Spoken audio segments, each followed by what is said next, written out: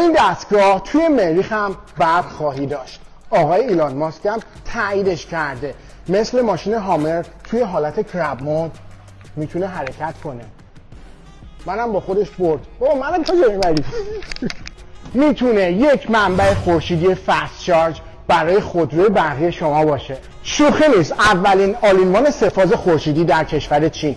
شرکت‌های رقیب آرزو داشتنشو دارن و شما فقط میتونی به عنوان یه عکس توی کاتالوگشون ببینی، اما توی یونچیلا میتونی بیای اینجا باهاش بازی کنی.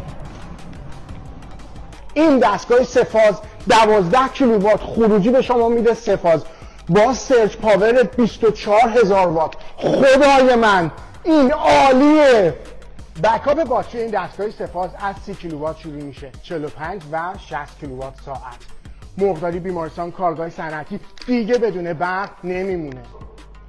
جایگاه نمایندگی تحت عنوان سول ایجنسی در خاورمیانه فقط یک ظرفیت دیگه داره.